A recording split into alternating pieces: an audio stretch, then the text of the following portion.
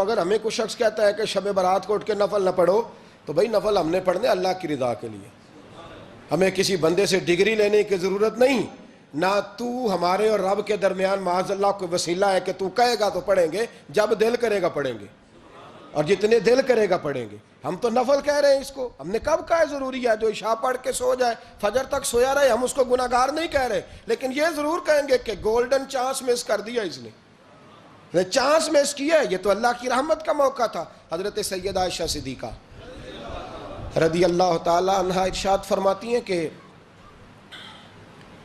شعبان کی 15ویں رات تھی، یعنی شب برات کی رات، فرماتی ہیں شعبان کی 15ویں رات تھی، میں نے اچانک نظر ڈالی تو حضور میرے بستر میں تھے، پھر میری نظر پڑی تو حضور نہیں تھے، میرے دل میں گمان آیا، خیال آیا کہ شاید کسی اور زوجہ کی طرف حضور کا میلانے تباہ ہو گیا ہو، وہاں تشریف لے گئے ہوں۔ فرماتی میں اٹھی باہر گئی تو نبی کریم علیہ السلام جنت البقیع میں تھے، قریب ایک جگہ پہ حضور دعائیں مانگ رہے تھے۔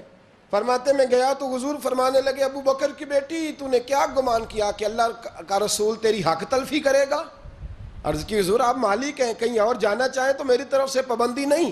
کہتی ہے وہاں کھڑے کھڑے میرے رسول کریم نے بیان فرمایا، یہ ترمذی کے لفظ ہیں، حضور نے فرمایا عائشہ یہ شعبان کی 15ویں رات ہے، مدینے میں سب سے زیادہ بکریاں بنو کلب کا قبیلہ پالتا تھا، فرمایا آج کی رات بنو کلب کے قبیلے کی بکریوں کی تعداد کے مطابق اللہ میری امت کے لوگوں کی بخشش فرما دے گا۔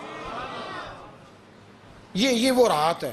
جناب عائشہ صدیقہ رضی اللہ تعالیٰ عنہ نے بات رات کو سنی تنہائی میں نبی پاک سے، رات کو تنہائی میں حضور سے سنی، سویرے جناب عائشہ نے کل امت کو بتائی۔ اگر یہ بات اہمیت والی نہ ہوتی تو بی بی صاحبہ آگے روایت کرتی، یہ کتابوں میں آتی، یہ لوگوں کو بتاتی۔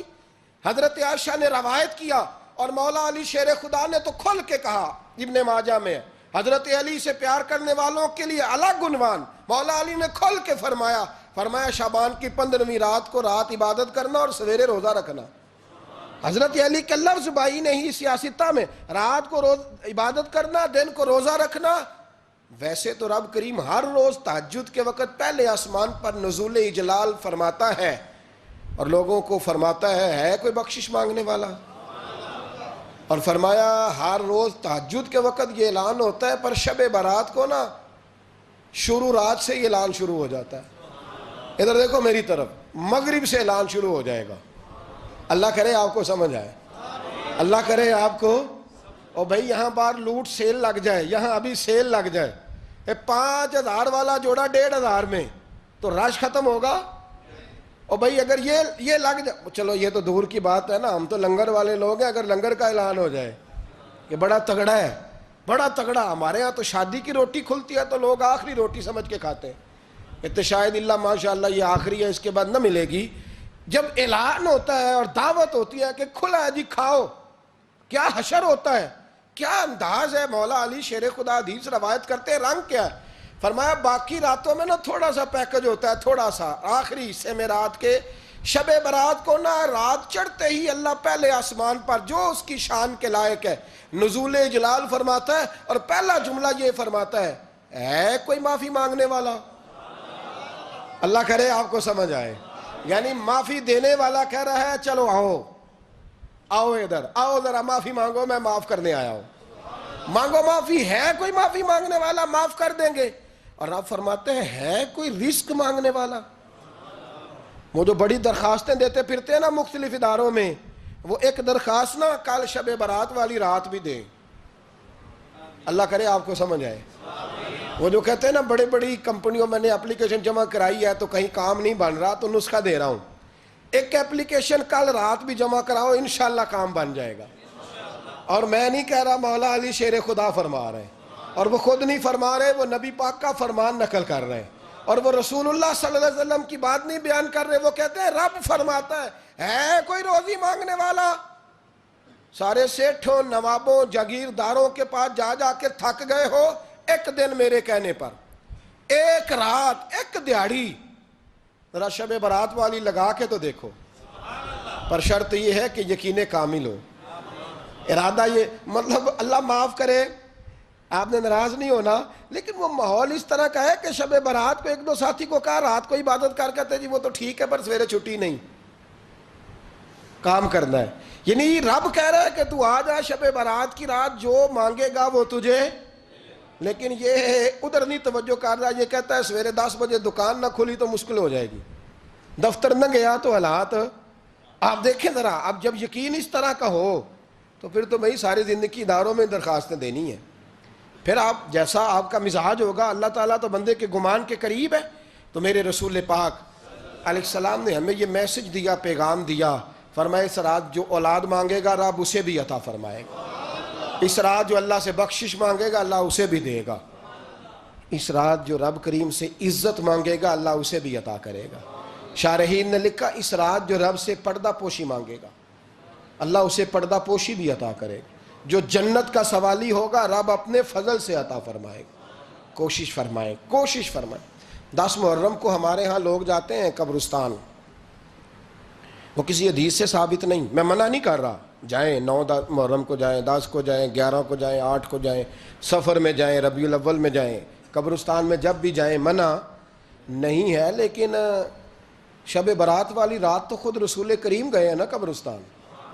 اب جو بات میں نے سمجھانی ہے اس کو سمجھیں. نبی پاک کی والدہ کا مزار نہیں ہے وہاں جنت البقیع میں. حضور کے کو بھائی بہن حضور کیا کرنے گئے؟ امت کی بخشش کے لیے گئے. شب برات کی رات لالچی نہ بنے کہ صرف میں نے اپنے لیے روزی مانگنی ہے، کل امت کے لیے مانگے رب کریم سے. مانگے اپنے بھائی کے لیے، مانگے اپنی بہن کے لیے، مانگے اپنے بیٹے کے لیے، مانگے اپنی بیٹی کے لیے، مانگے اللہ کریم سے. یہ مانگنے کی رات ہے. پچھلی راتی رحمت رب دی کرے بلند آوازہ، بخشش منگن واریاں کارن کھلا جے دروازہ.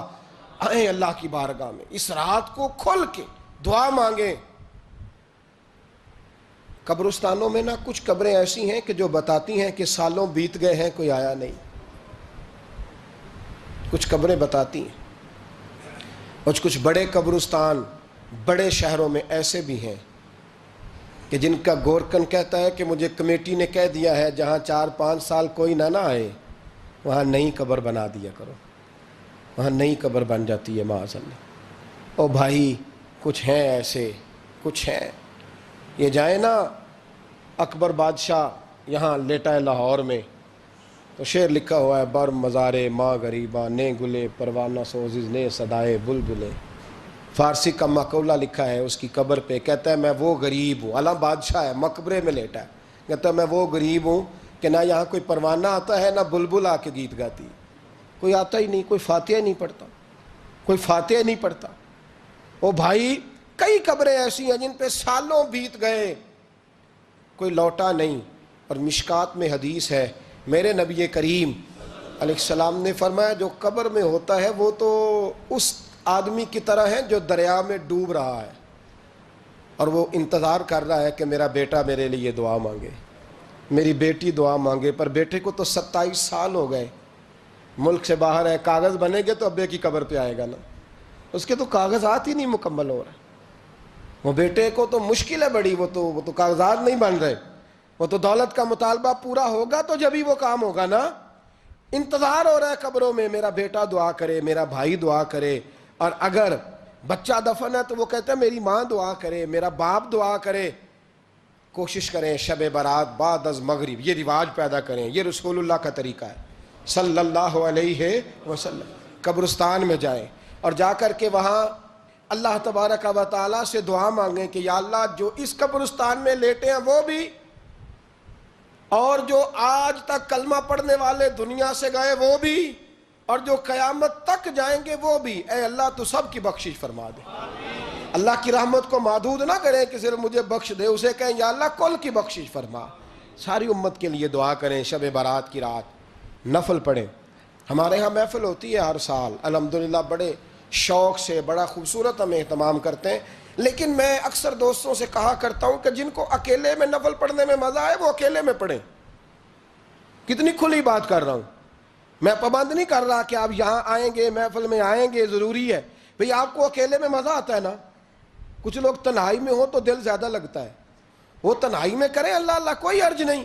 لیکن کچھ ایسے ہیں کہ نعت سنتے ہیں تو دل نرم ہوتا ہے، تقریر سنتے ہیں تو دل نرم ہوتا ہے. تو جن کا اس طرح نرم ہوتا ہے وہ مسجد میں آئے, بات سنیں. کچھ کو سب کے بیچ بیٹھ کے رونا آتا ہے.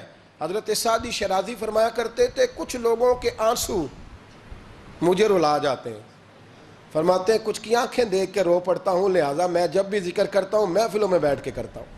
تنہائیوں میں مجھ سے نہیں ہوتا, تو جس سے نہیں ہوتا وہ آئے نا, مسجد میں آئے, رات عبادت کریں. کل مغرب سے پہلے پہلے کام سمیٹ لیں سارے, اور مغرب کے بعد یہ رات شروع ہوگی, مغرب کے بعد ایک چھٹی کر لو اللہ رسول کے لیے.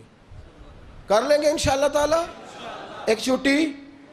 اور توبہ کی رات ہے یہ, توبہ کرنی ہے. توبہ کس کو کہتے ہیں؟ توبہ کا معنی ہے پچھلے گناہ پر پچھتانا, شرمسار ہونا. کہتے نہیں اے کاش میں نہ کرتا, اور وہ لفظوں میں نہیں, جملوں میں نہیں, توبہ رٹی رٹائی نہیں. شرمسار ہونا اور آئندہ گناہ نہ کرنے کا پکا ارادہ کرنا, اس کا نام توبہ ہے. دیکھیں اللہ تعالیٰ فضل کرے, میں نے پچھلے سال کہا تھا پھر کہتا ہوں, مسجدوں سے نا شب برات کی رات, شب قدر کی رات چیخوں کی آوازیں آتی ہیں, لوگ اتنا روتے ہیں نا. رونا چاہیے, کم روتے ہیں, زیادہ رونا چاہیے. لیکن سوال یہ ہے کہ اتنا زیادہ لوگ شب برات کی رات روتے ہیں, کیا پھر سویرے بددیانتی ختم ہو جاتی ہے؟ جو رات مسجد میں کھل کے رو کے آیا ہے اس کا پروگرام ہے نا کہ اب ملاوٹ کبھی نہیں کرے گا, اب گاہکوں سے جھوٹ کبھی نہیں بولے گا, اب وہ بددیانتی کا معاملہ کبھی نہیں کرے گا. لیکن رات روتا بھی رہے اور سویرے پروگرام یہ ہو کہ میں نے پھر لوگوں کو فریب دینا ہے, داؤ لگانا ہے, تو اس نے توبہ کیا رات کے, یہاں بس یہ ایکٹنگ کر کے لوٹ آیا ہے. یعنی بڑی سجا بنا کر کے, سوار کر کے رات توبہ کی. کیا مطلب ہے توبہ کا؟ کہ توبہ آپ نے کی. حضرت حسن بصری سے کسی نے کہا توبہ کیا ہے؟ فرمانے لگے توبہ یہ ہے کہ جس گلی سے رب نے تجھے منع کیا ہے دوبارہ پھر تو اس گلی میں نظر نہ آئے, تو نظر ہی نہ آئے. اور جس جگہ جانے کا رب نے تجھے حکم دیا ہے پھر تو دوبارہ وہاں سے غیر حاضر نہ ہو. اگر یہ پروگرام ہی نہیں, ارادہ ہی نہیں. بچے ایک دو مجھے کہنے لگے کل حضرت صاحب توبہ کے موضوع پر ہم نے گفتگو کرنی ہے, تو کوئی باب بتائے کہاں پہ ہے. کچھ بچے شاگرد ہیں, کچھ مسجدوں میں جمعہ پڑھاتے ہیں. ایک نے مجھ سے کہا, تو میں نے کہا بیٹے پہلے مسجد میں جاؤ, 2 نفل پڑھو, توبہ کرو, توبہ کا ارادہ بناؤ. یہ رسم نہیں ہے. وہ نعت خواں بھی تو توبہ کر لینا جو شب برات کے دن لوگوں کو توبہ کرانے آیا ہے اور 25,000 کا سودا کر کے آیا ہے. تو آج اس کام سے تو توبہ کرنا, یہ نوٹ پھکوانے سے تو توبہ کرنا. یہ رسم ہے. ساری رات توبہ توبہ توبہ توبہ, یہ کیا معنی ہے اس کا؟ کیا مطلب ہے؟ امام غزالی فرماتے ہیں کہ ایک آدمی بادشاہ کا گارڈ تھا, سپاہی تھا, اس کا پہرے دار تھا, نگرانی کرتا تھا, بڑی وفاداری سے نوکری کرتا رہا. بادشاہ نے اسے تنخواہ کے علاوہ بھی بڑا نوازا. اسے بادشاہ نے بڑے الاؤنسز دیے, بادشاہ نے بڑا کچھ دیا, مکان دیا. کچھ سالوں کے بعد بادشاہ کو پتا چلا کہ یہ میرے لیے نہیں آتا تھا, اس کی تو میری کنیز پر نظر تھی. اس نے تو رات کی ڈیوٹی اس لیے لگوائی تھی کہ کنیز پر نظر تھی. تو امام فرماتے ہیں کہ بتاؤ پھر وہ بادشاہ اس کے ساتھ کیا سلوک کرے گا؟ وہ کیا سلوک کرے گا؟ تو لوگ کہنے لگے حضور لگتا یہ ہے کہ وہ نا 4-5 حصوں میں کاٹ کے تو کتوں کے آگے پھینکے گا. آپ فرمانے لگے میرا رب تو بڑا ہی کریم ہے, وہ تو ایسے نہیں کرتا. لیکن بتلاؤ اگر اسے پتا چلے کہ یہ رسم کے لیے آیا ہے, اس کی تو نظر ہی مال پہ ہے, یہ تو سویرے بدلے گا نہیں, یہ تو دھوکہ دے رہا ہے, یہ تو توبہ کرنے آیا ہی نہیں, اس نے تو ڈھونگ رچایا ہے, اسے تو پہلے سے خبر ہے. تو پھر تم کیا امید رکھتے ہو؟ پھر کیا رویہ رکھتے ہو؟ شب برات کی رات دھاڑے مار مار کے رونا اور صبح اسی طرح دھوکہ دینا, اسی طرح فریب کرنا, اسی طرح جھوٹ بولنا, اسی طرح بددیانتی کرنا, اسی طرح لوگوں کو لوٹنا. تو یہ رسم نہیں ہے توبہ. توبہ تو بدل جانے کا نام ہے, توبہ تو پھر سنور جانے کا نام ہے. توبہ تو اس طرح ہے جس طرح حضرت ابراہیم ابن ادھم نے کی تھی. وقت کے بادشاہ تھے, بادشاہ جب توبہ کی تو پھر ہر چیز چھوڑ دی, پھر مال لوگوں میں بانٹ دیا اور پھر ٹاٹ کا لباس پہن کر زندگی گزاری. لوگوں نے کہا حضور یہ تبدیلی ہے. فرمایا تبدیلی نہیں, یہ میری توبہ ہے, یہ میری توبہ ہے. جب توبہ کی تو پھر بدل کے کی, جب توبہ کی تو پھر تبدیل کیا آپ نے. یہ کیا توبہ ہوئی؟ ساری رات روتے رہے, سویرے دکان پہ جا کے پھر قسم اٹھائی کہ مجھے تو پڑتا ہی 11,000 کا ہے. یہ توبہ ہے؟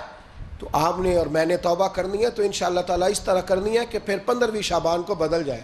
یہ جو موقع آتے ہیں نا شب برات کے, شب قدر کے، یہ بنیادی طور پر اللہ تعالیٰ کی طرف سے دی ہوا موقع ہوتا ہے کہ چلو تمہیں چانس دیتے ہیں، تمہیں چانس دیتے ہیں، پابندی کوئی نہیں، لیکن رب کی طرف سے نا موقع ملتا ہے، چلو تمہیں ایک موقع دیتے ہیں، چلو اپنے آپ کو کلیئر کر لو، تمہیں موقع دیتے ہیں۔ یا اللہ کیا کرے، کچھ بھی نہیں، آ کے نا سچے دل سے 2 رکعتیں پڑھ کے توبہ کرو، عرش کا مالک پچھلے سارے معاف کر دے گا۔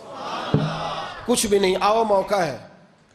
ان لوگوں کی باتوں پہ نہ جائیں جو بلا وجہ پریشان کرتے ہیں، ہمیں بھی روز ہی سوال آتے ہیں، دل نہیں کرتا، کچھ باتیں ایسی ہیں جو کرنے کو طبیعت نہیں چاہتی، میں کروں گا بھی نہیں۔ لوگوں کو شب برات کا حوالہ بھی نہیں مل رہا، حالانکہ ترمذی شریف میں حدیث موجود ہے، صحاح ستہ کی روایت ہے، ترمذی میں موجود ہے۔ پہلے کہتے ہیں صحاح ستہ سے دکھاؤ، جب صحاح ستہ سے مل گئی تو اب اور کدھر جانا ہے؟ اور ابن ماجہ میں موجود ہے مولا علی کی روایت، اور ذرا ترتیب دیکھیے گا، یہ ترمذی کی حدیث ہے، امام ترمذی نے تو پورا باب باندھا ہے 15ویں شعبان پر، پورا باب۔ اب تمہاری مرضی ہے، اگر تم نئی بات کو سمجھنا چاہتے۔ اور مجھے پتا کیوں یہ شب برات کیا لگتا ہے، مجھے کبھی کبھی یوں لگتا ہے کہ رب فرماتا ہے کہ رمضان سے 15 دن پہلے ہی پکی سچی توبہ کر لے، تیاری کر، پاک صاف ہو جا، تاکہ جب رمضان آئے نا تو پھر تجھے پاک ہونے کی ضرورت نہ پڑے، بس پھر تو آتا جائے اور میں تیرے اوپر رحمتیں نچھاور کرتا جاؤں۔ بس تو پہلے ہی تیاری کر، 15 دن پہلے ہی، 14 دن پہلے تیار ہو جا۔ کل رات اپنے آپ کو ذہنی طور پر تیار کریں، بچوں کو تیار کریں، گھروں کو تیار کریں۔ اب جب مہمان آتے ہیں نا بڑا کچھ کرتے ہیں، شب برات آئے تو مصلی ایک دفعہ دھویا کریں، ایک دفعہ مصلی دھویا کریں۔ فرش دھوتے ہیں نا، مہمانوں نے آنا ہے تو ایک کمرے کا فرش دھو کے صاف کریں کہ خواتین نے یہاں ساری رات نماز پڑھنی، یہ ارادے بنائیں۔ جس طرح آپ کہتے ہیں نا رات کو سفر کرنا ہے تو دوپہر میں تھوڑا آرام نہ کر لوں تو کل دوپہر میں آرام کر لیں، تاکہ رات کو رب رب کرنا آسان ہو جائے، اللہ کی بارگاہ میں بیٹھنا آسان ہو جائے۔